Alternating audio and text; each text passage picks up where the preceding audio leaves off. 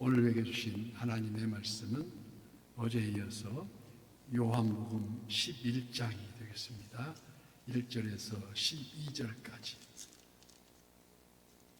요한복음 11장 교독하고 마지막 절은 합독합니다. 12절까지. 어떤 병자가 있으니 이는 마리아와 그 자매 마르다와의 마을 베다니에 사는 나사로라. 이 마리아는 향유를 주께 붓고 머리털로 주의 발을 닦던 자요 병든 나사로는 그의 오라버니니더라. 이에 그 누이들이 예수께 사람을 보내어 이르되 주여 보시옵소서 사랑하시는 자가 병들었나이다 하니 예수께서 들으시고 이르시되 이 병은 죽을 병이 아니라 하나님의 영광을 위하며 하나님의 아들이 이로 말미암아 영광을 받게 하려 함이라 하시더라. 예수께서 본래 마르다와 그 동생과 나사로를 사랑하시더니 나사로가 병들었다 함을 들으시고 그 계시던 곳에 이틀을 더 유하시고 그 후에 제자들에게 이르시되 유대로 다시 가자 하시니 제자들이 말하되 랍비여 방금도 유대인들이 돌로 치려 하였는데 또 그리로 가시려 하나이까. 예수께서 대답하시되 낮이 12시간이 아니냐. 사람이 낮에 다니면 이 세상의 빛을 보므로 실족하지 아니하고 밤에 다니면 빛이 그 사람 앞 없은 거로 실족하느니라. 이 말씀을 하신 후에 또 이르시되 우리 친구 나사로가 잠들었도다. 그러나 내가 깨우러 가노라. 제자들이 이르되 주여 잠들었으면 낫겠나이다 하더라. 아멘. 오늘도 실시간 선한 요새 기도의 향연 속에 새벽을 깨우는 우리 성도님들 모두 여호와 샬롬 지키신 하나님과 풍성한 은혜를 축복합니다. 잠자는 나사로에 대하여 은혜를 나누고자 합니다. 이 세상에서 가장 중히 여겨야 할 것이 그 중에 하나가 가정이라고 할 수 있습니다. 유교문화를 꽃피운 홍자님이나 그 말씀에서 수신 제가 후 치국 평천하.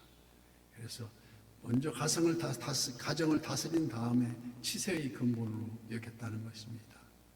오늘 본문에 나오는 마리아, 마르다, 나사로 이 세 어머니가 사는 그 가정도 비록 부모님이 안 계셨지만 서로를 이해하고 사랑이 넘치는 가정이었다는 것입니다.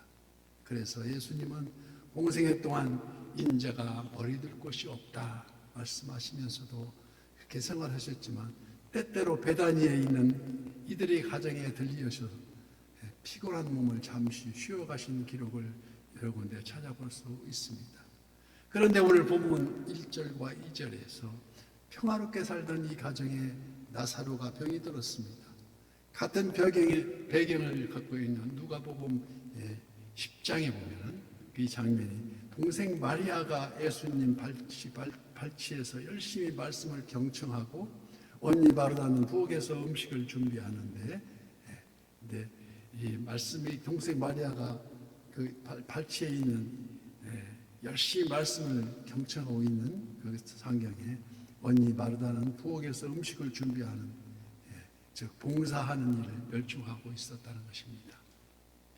물론 봉사하는 일도 중요하지만 우선 예수님께서는 진리의 말씀을 더 귀히 여기셨음을 우리는 알 수 있습니다. 물론 봉사해야 하는 일도 중요하지만 더 예수님 말씀의 중요함과 주님의 뜻과 말씀의 강력한 마리아는 예수님 발에 값비싼 향유를 붓고 긴 머리털로 씻겨 드렸습니다. 이는 최고의 존경, 최고 헌신을 표하는 장면이라고 아니할 수 없습니다. 오늘날 교회 안에서도 신령과 진정으로 드려지는 예배를 통하여서 진리의 말씀을 듣고 깨닫는 것이 우선되어야 한다는 것이 아니겠습니까?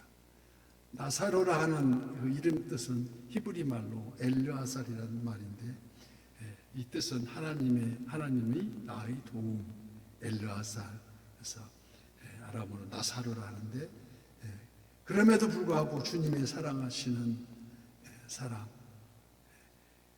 예외 없이 병에 걸릴 수 있다는 것입니다. 주님이 사랑한다 해서 병에 걸린 게 아니라는 것입니다. 어떤 이에겐 연단을 위해서, 어떤 이에겐 하나님의 뜻을 깨닫게 하기 위해서 여러 가지 원인이 있겠지만, 사도 바울도 평생도록 몸에 가시인 병을 가지고 있었습니다.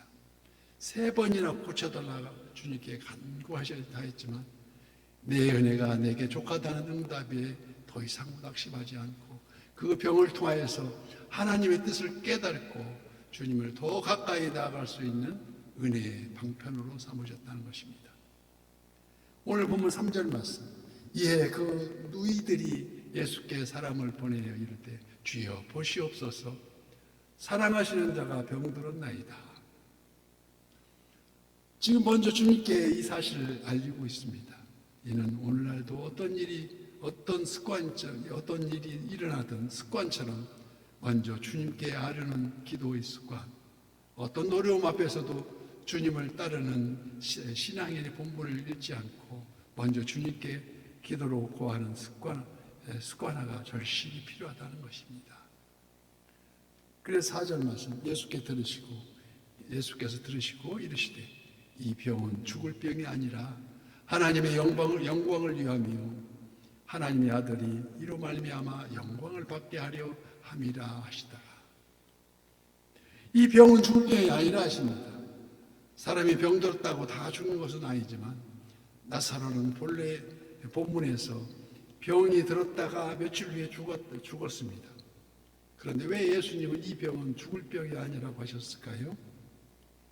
죽음까지 갔다가 죽지 않고 다시 돌아온 그러한 병, 즉 죽을 뻔하다가 살아난 것이 아니고 완전히 죽었다가 다시 살아난다는 것을 말씀하고 있습니다.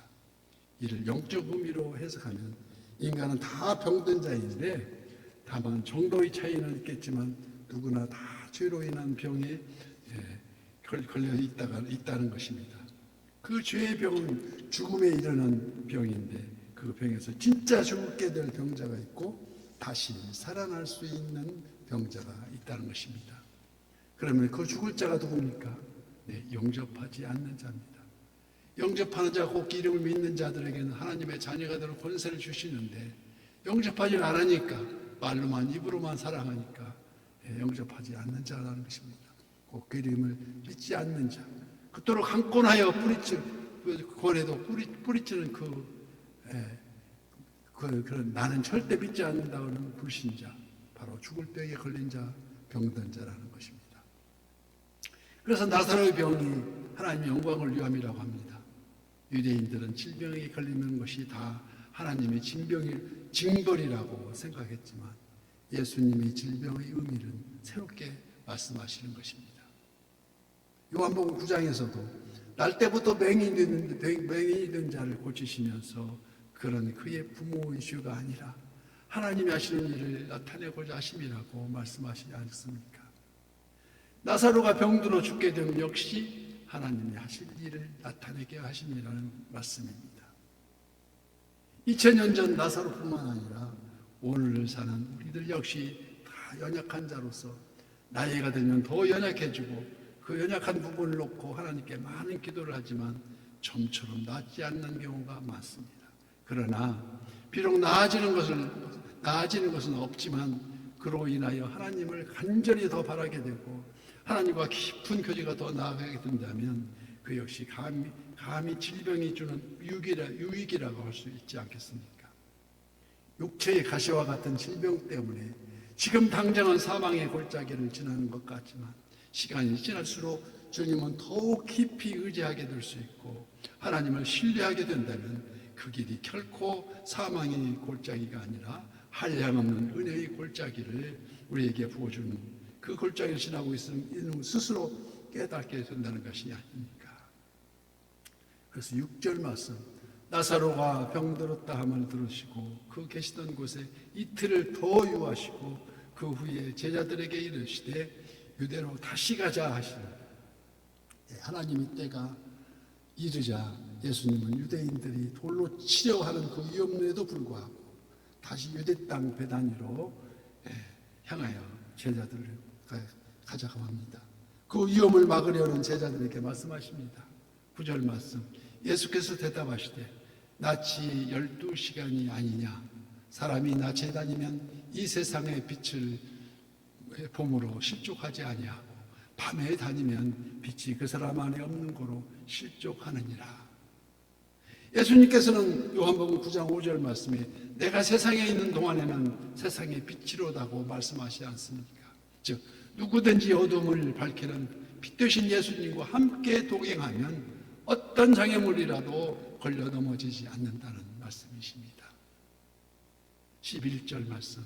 이 말씀을 하신 후에 또 이르시되 우리 친구 나사로가 잠들었도다. 그러나 내가 깨우러 가노라. 제자들은 주님의 말씀대로 나사로가 잠들어 있은 줄 알았습니다.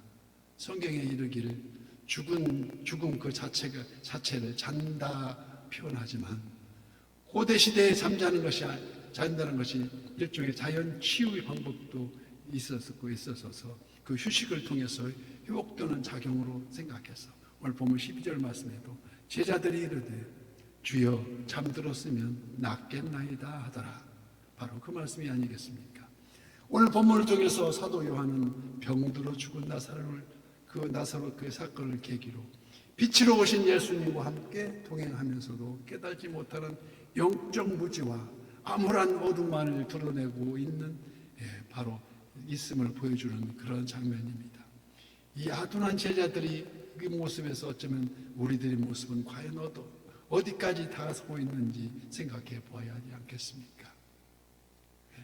과연 나의 영은 나의 영적 어둠에서 벗어나 완전한 주님의 빛으로 지금 비춰주고 있는 것인지, 온전히 거듭나 있는 것인가, 아니면 우리의 생각대로 원하는 바대로 이루어지기를 주님 이렇게 이래하면 좋사하오니 이렇게 해주십시오. 때를 쓰고 있는 것은 아닌지. 이 아침 세상에 비치신 주님의 말씀에 온전히 의지하는 우리 주님 이 손 꼭 잡고 가시옵소서. 어떤 일이든 습관처럼 먼저 주님께 아뢰는 저와 우리 선한 이웃의 모든 지체가 되어서 우리가 항상 주님과 동행하는 모두 되시기를 예수님 이름으로 간절히 축복합니다.